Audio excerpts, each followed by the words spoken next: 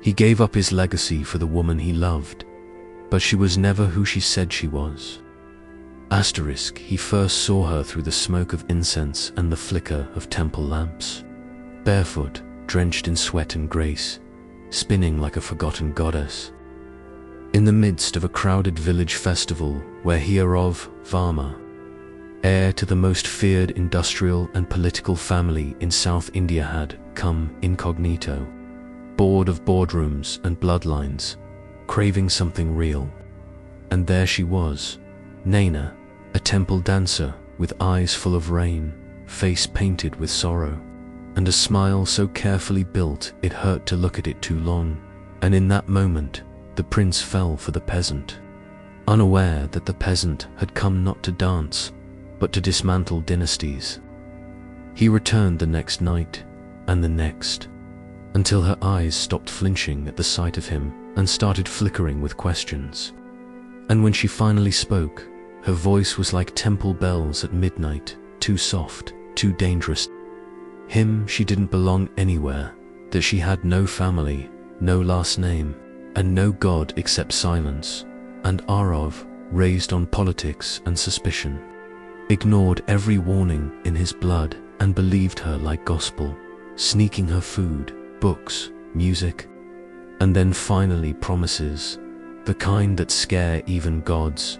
And before anyone knew it, he had moved her into a secret flat in the old quarter of the city, teaching her English in the afternoons, and dreaming of freedom in her lap every night, all while hiding her from a family that could kill both of them for this betrayal, not because she was poor, but because she was unapproved, unknown, and uncontrollable. And in a family like his, control was religion. When his engagement to a politician's daughter was announced, he vanished, flying back to that flat, proposing to Naina with a ring stolen from a vault meant for someone else. And they married alone in a ruined chapel with no witnesses except rust and wind. And in that moment, he truly believed love had won, but love, as he was about to learn, was never hers to give. 3 months into their secret marriage, a break-in happened at Varma Industries. Classified documents stolen, and all signs pointed to an inside job.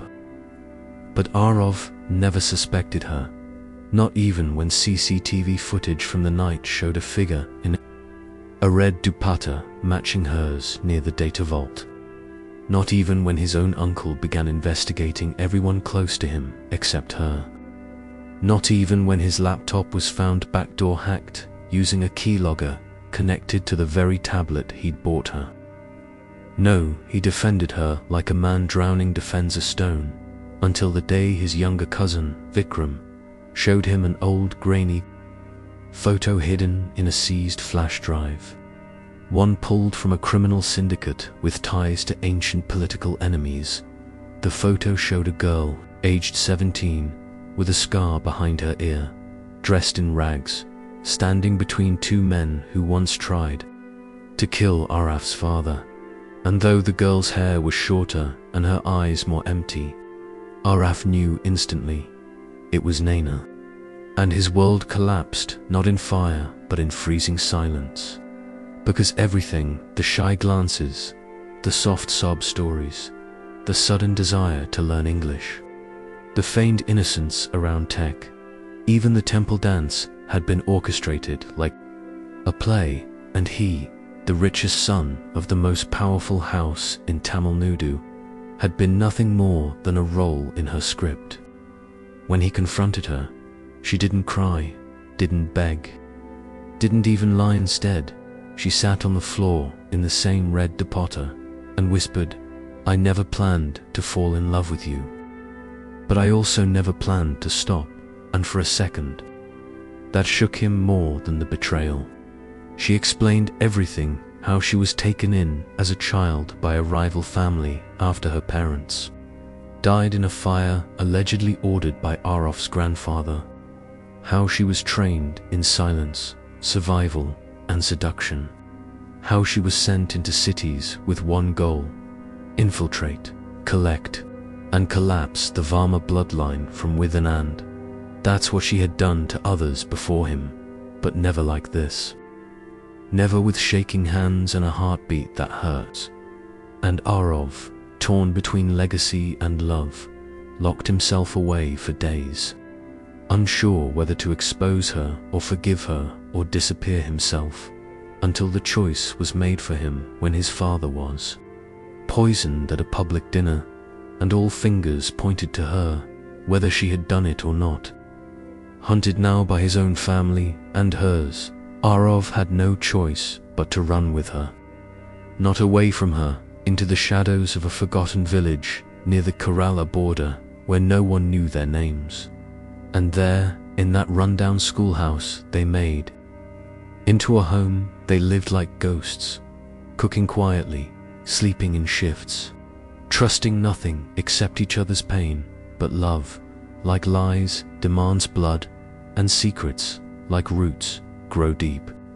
2 years passed, then 3, and one day she vanished, leaving only a note. They found me. Don't come. But Arov, too deep to swim back to the shore of his old life, spent the next 6 years searching, hunting shadows across cities, names, orphanages, and ruins, until finally, in a crumbling church in Pune, he found her dressed as a nun, tending to children, face aged, eyes dead. And before he could ask, she whispered, "I never stopped loving you, but this is all I can be now," and turned away. But he pulled her close, whispered the name of the child she'd secretly given birth to during exile, his son, and showed her the pendant the boy wore, with her photo hidden inside. And in that moment, the dance ended, not with music, but with a promise to raise the boy away from dynasties and daggers, away from thrones and temples, in a world where love would not have to lie to survive.